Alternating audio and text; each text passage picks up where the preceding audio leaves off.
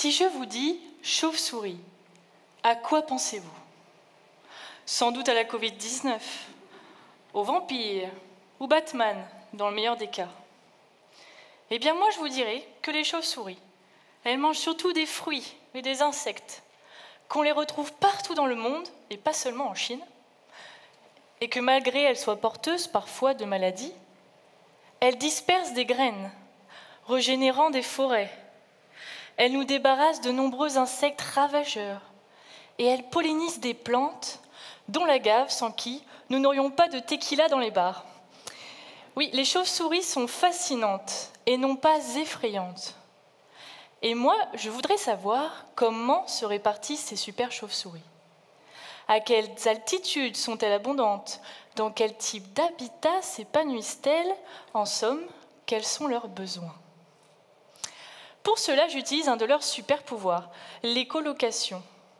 En effet, les chauves-souris émettent des ultrasons, tels des sonars, pour détecter les insectes se trouvant sur leur chemin. Et moi, à l'aide d'un détecteur, je vais capter ces signaux, qui sont propres à chaque espèce, et me permettent donc de les compter et de les identifier. Également, j'utilise un filet. Je les capture, gentiment, je collecte leurs excréments, et à l'aide d'outils moléculaires, je détermine ce qu'elles ont mangé.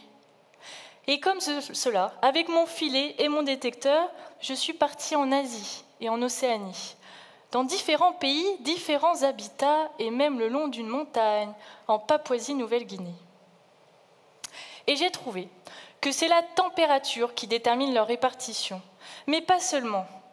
La structure de la végétation a une réelle importance pour déterminer la présence ou non de certaines espèces, en leur offrant des endroits où dormir, s'abriter ou même chasser. Également, la disponibilité en fruits, insectes, nectar détermine la présence de certaines espèces. Cependant, tous ces paramètres sont amenés à changer. Vous avez entendu parler du réchauffement climatique, de la déforestation, de la diminution drastique du nombre d'insectes sur notre planète. Et donc ma thèse, elle soulève une question essentielle pour les années à venir. À quoi ressemblera notre monde sans les chauves-souris? Merci. Merci Élise.